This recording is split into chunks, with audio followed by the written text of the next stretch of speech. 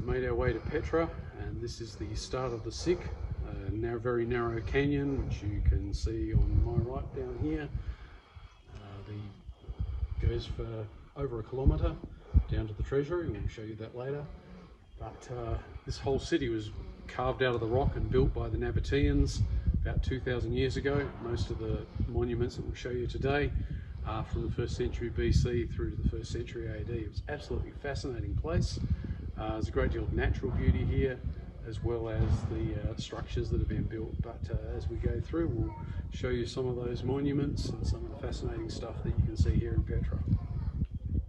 This is a water channel that goes all the way down through the Sick, where they had basically water flowing into the city and for the use of travellers heading down into the city.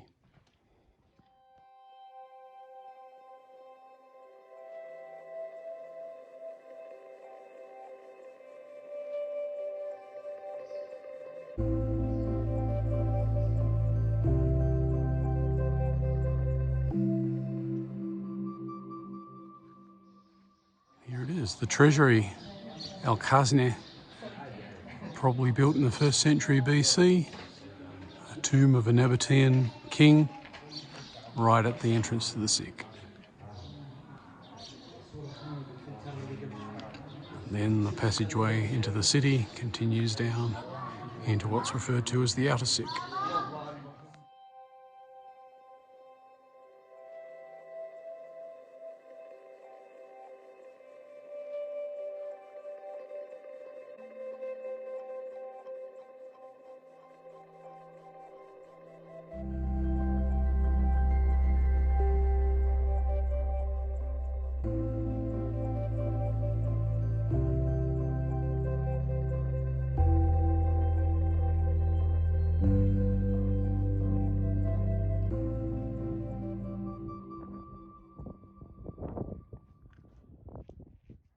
This is the entrance to the city itself of Petra.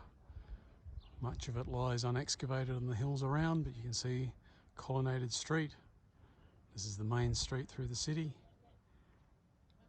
A few temples, which we'll show you closer up in a minute, and the beautiful mountains surrounding the site.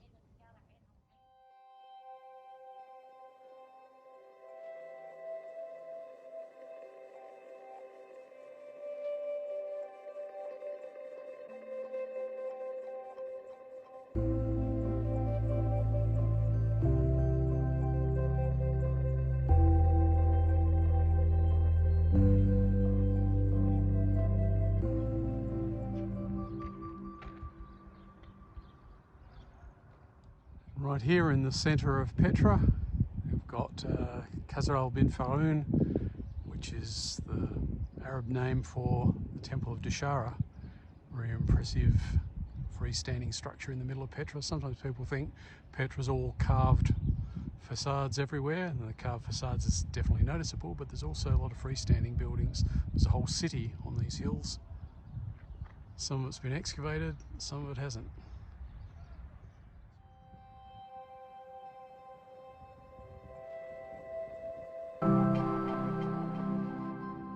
This is one of the numerous Nabatean high places located around Petra. Open air altars where they worship their gods. This one's out the back of Petra, a little bit off the trail. Down there we see the Wadi Siya heading out to the Araba. This group of tombs out the back of Petra is called the Convent Group. Someone at one point thought it might belong to a religious community or something like that, but it's far more likely to be a set of family tombs. But it's noteworthy, particularly for this one here, that you can see those brightly coloured stone that you can see all over Petra. It's just quite remarkable.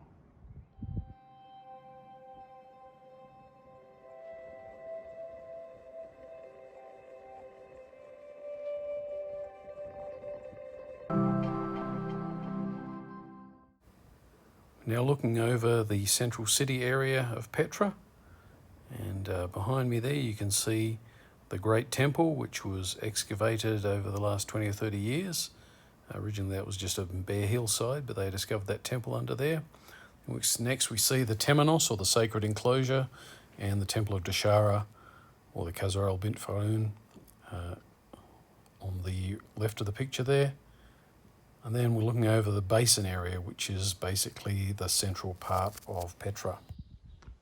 This is the remains of a Byzantine church, which was built quite some time after the major period of occupation at Petra.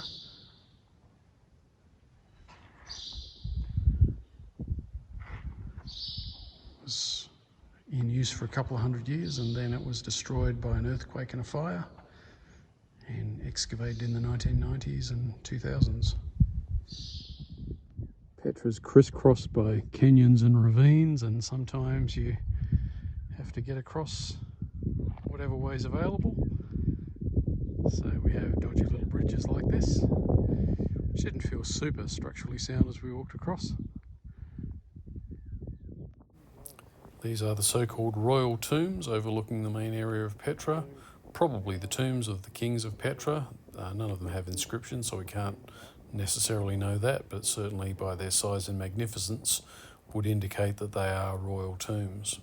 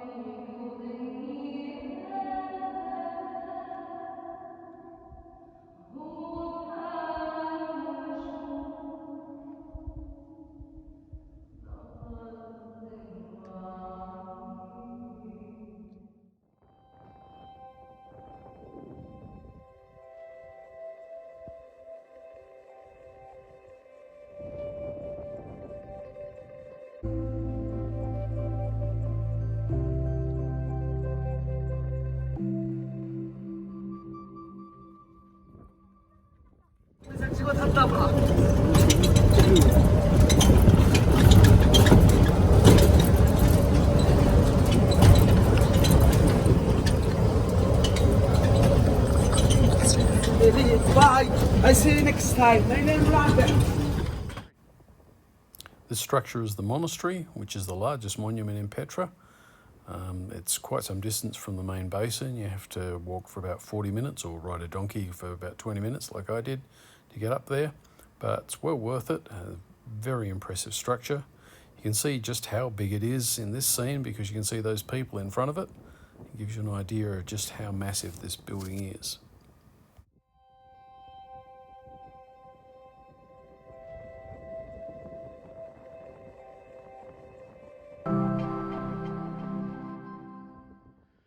This is the processional way to the high place of sacrifice on overlooking Petra. A lot of stairs, as you can see, but very impressive.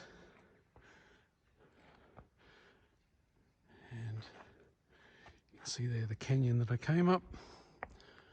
And down there, you can see the path into the city. So yeah, I'm part way there, not too sure what fraction, but I'm going to keep going. Just me and a donkey heading up this morning. He seems to be taking it even slower than I am.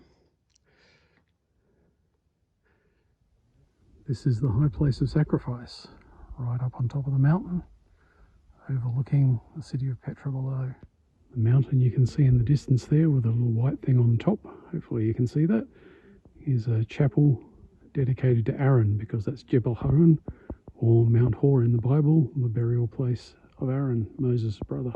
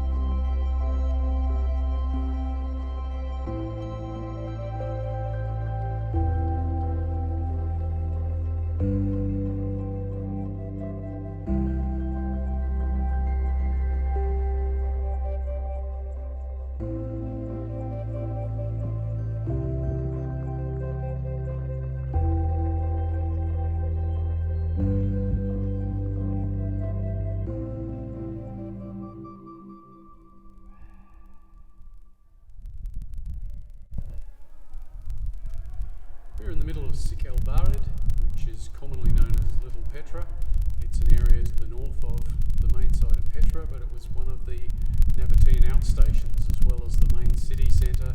They maintained several of these outer stations around the city, and El Barid is the best known of them. Apparently the name in Arabic means the cold, so I'm assuming that refers to winter because it's definitely not cold today.